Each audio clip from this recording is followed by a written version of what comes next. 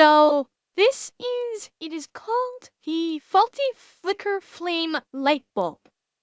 I'm guessing it's the light bulbs that are designed to flicker like they have a living flame in them. This potentially could be interesting. Did what not go through? Huh? Did what not go through? Oh, now it's Shadow, I'm only just now getting to it. I'm like this was a part of me trying to clean up the video suggestions. I tried to pick ones that I thought would be good for on stream, and there were just so many of them. I've just been working my way through them. That's all. Yeah, I knew you suggested this one a long time ago. I'm just now getting to it. That's all it is. So let's check this out. It's not too long of a video, but this could be some. Oh no! This was in the suggestions. I said that this did come from one of your suggestions. That's what I said. So let's take a look. Let's see how interesting this might be.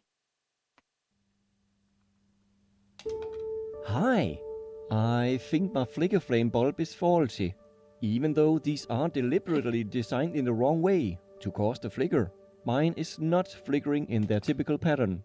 It may unintentionally be built wrongly, in the wrong way. Why does this one have a steady discharge at the upper tip and only flicker down towards the bottom part? And why is the electrical discharge not just taking the shortcut between the two closely spaced electrodes? Let's examine how this one works using spectroscopy, slow motion, and a weird, unintuitive physical phenomenon. Okay. No major issues in the following experiments. Just have respect for the high voltage of mains electricity. Okay. This is my only flicker flame bulb. It is misbehaving compared to other similar versions I have seen.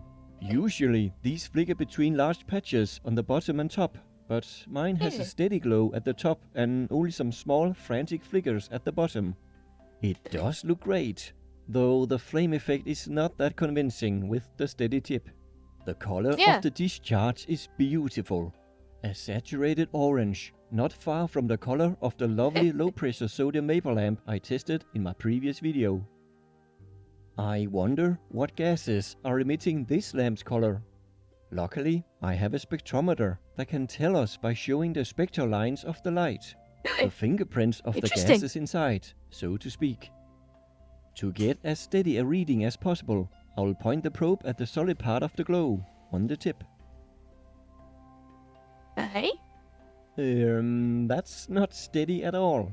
Well. We will see why later in some recordings at 1000 frames per second. Ooh. Let me tweak the settings to get a more stable and stronger reading.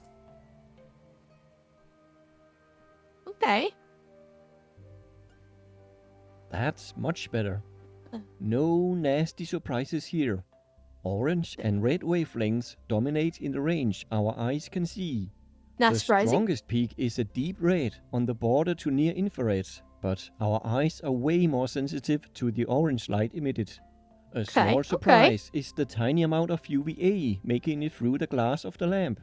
Not enough to worry me or give me a tan though. Interestingly, all the noticeable spectral lines in ultraviolet. And by the way, chat, I just changed the color on the screen because I wanted to turn on my night light because the bright white was starting to hurt my eyes a little bit. So Violet, visible and infrared can be linked to one single elemental gas, neon. This is the purest neon spectrum I have measured so far. I have seen sources saying that these lamps contain a little argon too, like the pinning mixture inside a sodium lamp. I just don't see any signs of argon. Nice. Now we know the light is orange due to neon. But why is it flickering? which, honestly, that makes perfect sense. Because when you think of lights, of any light that you've seen that is colored differently, 9 times out of 10, it's a neon light. So I gotta say that discovery that it's a high concentration of neon is kind of expected, honestly, especially in a light bulb that is designed in this way. I would have actually probably been more surprised if it didn't have a high quotient of neon. Flickering. Well, when electrodes are only partly glowing, it can indicate there's not enough electricity to make the whole thing light up. Let's see how many watts of electricity this lamp is using. Keep an eye on the amperage as I plug the lamp into the power meter. Eh. Okay. The current is less than 0.01. Well, now there's your problem. Right there. You're not getting any amperage going through it. If you're not getting any amperage, you're not going to be creating electricity along the contacts. Or at least bare minimum electricity. How is he going to fix this? Amps, so the wattage is less than 2.2 watts at 222 volts. The power meter should be able to measure down to 0.1 watt, but this bulb goes undetected. Odd. Officially, it is 3 watts at 240 volts, making it around 2.5 watts at 222 volts if the resistance is a fixed value over this voltage range. I guess it isn't, or this bulb is somehow faulty since it is only sipping electricity. Yeah. These lamps actually have a resistor in series hidden in their socket, making sure the current is kept really low. Too much current would turn the discharge into an arc, a spark. Okay, the low current explains why it isn't all of the electrode surface that is lit up. There are simply not enough electrons going through the lamp for it. But why are the electrons, the electrical discharge, not just taking the shortest path and staying there?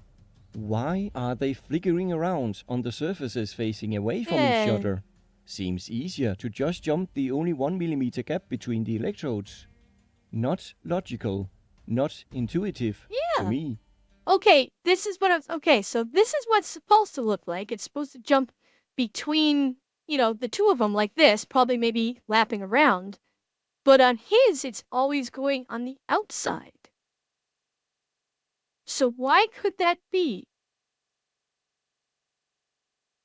The only thing I can think of is the interior surface of these contacts has no longer become conductive for some reason.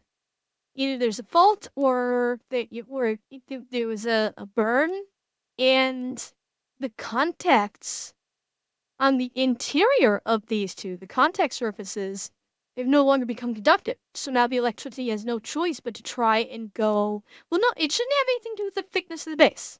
That shouldn't have anything to do with it because, you see, this is a normal functioning bulb up top here. And you can see the electricity is conducting and arcing between the contact points. This is his, which is conducting on the exteriors of the contact points.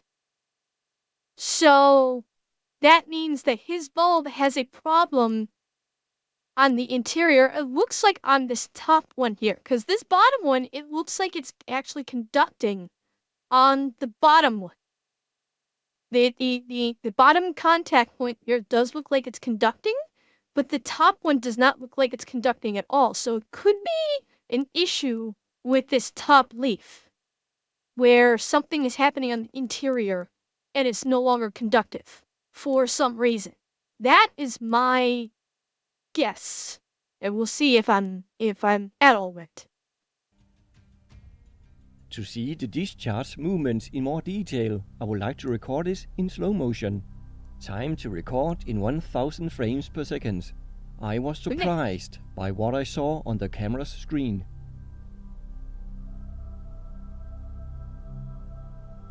Look at that. Oh. The tip is not always lit. The discharge is always on the move and switching side. Explains the unstable reading during the spectrometry. Yeah, hang on. Let me back it up. Okay, I am right in the way of this, so I'm gonna zip over real quick. Yeah. Okay. Now, chat. I'm gonna actually slow down even further so you can see this.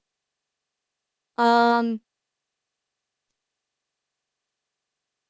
want you to pay attention to what the bottom contact looks like, and then what the upper contact looks like.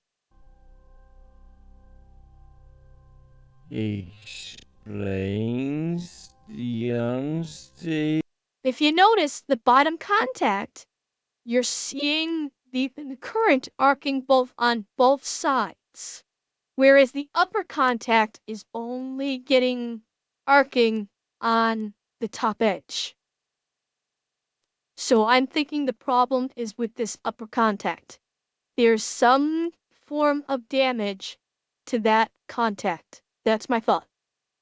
Reading during the spectrometry.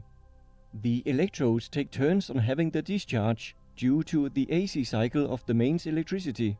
It is only the cathode that has a glow from the electrons leaving it and hitting the neon gas atoms.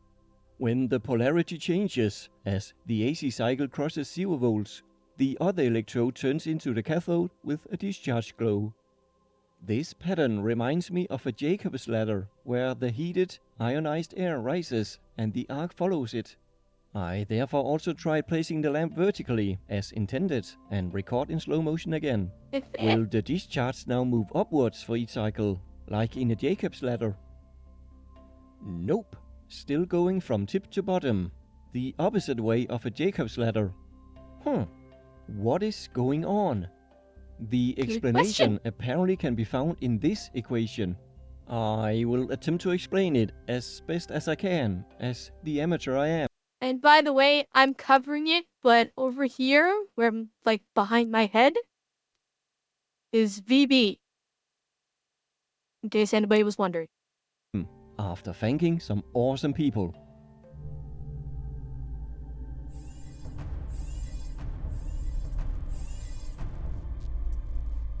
Thanks to my awesome patrons for helping out with the expensive but well worth it spectrometer. Sorry, I wouldn't Mia. have it without your support.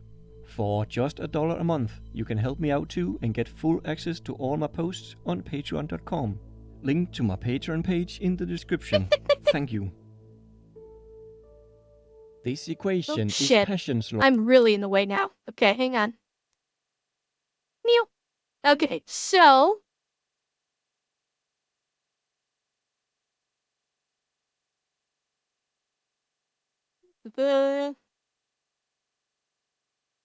that's not right, Echo? Okay. Sorry, Nightingale. Okay. Law. This can be used to calculate the voltage needed for a gas to break down into a discharge between two electrodes. Relevant for a neon flame effect bulb. It shows that the voltage for the discharge is dependent on the pressure of the gas and the distance between the electrodes, but not in a linear way.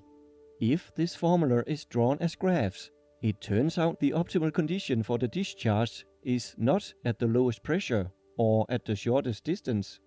There is a sweet spot where the discharge can jump at the lowest possible voltage, where the gas is not too thin and the distance not too short. If I understand this correctly, the neon gas inside the bulb is at such a low pressure that the short 1 mm gap between the electrodes is too short for the discharge. There are simply too few neon atoms in the thin, low-pressure gas in a 1 mm short gap. Too few to make it likely for electrons to hit enough neon atoms in the chain reaction needed to form an ionized, low-resistance path for the discharge. Under the conditions inside the lamp, an ionized path can only be formed by free electrons on a longer path from electrode to electrode. In my bulb, the discharge always starts at the tip, where the possible ionization paths are the shortest, but not too short, between the surfaces facing away from each other. This is a design fault. In the better bulbs, the electrode tips are bent away from each other to increase their distance, making the breakdown more likely to start at the bottom and move upwards. The reason for the motion is found in the other factor in Paschen's law, pressure.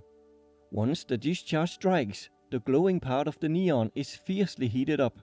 Heated gas expands, lowering the local density and pressure inside the glowing part of the neon until it is too low for the discharge. forcing the discharge to move on into the colder, denser, locally higher pressure gas next to it. On the tip, the surface is narrow, so the discharge can fill and follow the same path every time. That's why its glow appears solid to our eyes. It is lighted up in every cycle, 50 times a second. But once the discharge reaches the wider part, the low current limits how wide the discharge can be. It can't fill the whole width of the electrode, so the path followed becomes random, based on irregularities in the surface code. Mia, I think he was saying that's why it was bent, or it's supposed to be bent, perhaps? And maybe his is not. So maybe there's a fault in there in that the electrodes were not properly bent during assembly. Maybe. I'm like, this is way, a lot of this science and engineering is way above my head, but I'm speculating that that's what he was saying, is that because the electrodes were not properly bent at one or both ends, it was not allowing for proper transference of the gases and thus the electrical conductivity between the two points. I think that's what he was saying. Turbulence in the gas, and probably even the random ionizing effect of the background radiation. I find this faulty lamp fascinating. Such a delicate balance between voltage, current, distance, pressure and temperature. A marvelous demonstration of Passion's law. Click like if you feel it too, and comment if you want to see other experiments with this lamp. For example, how it reacts to extreme magnets, strong radioactive sources, temperature changes, voltage changes, or the electric field of a plasma ball, or even a Tesla coil. Remember to subscribe for free or miss out. In any case, thanks for watching. Bye for now.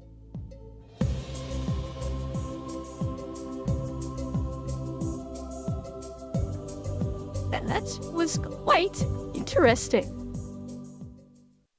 The science did admittedly go over my head, but it was still quite interesting, I must say.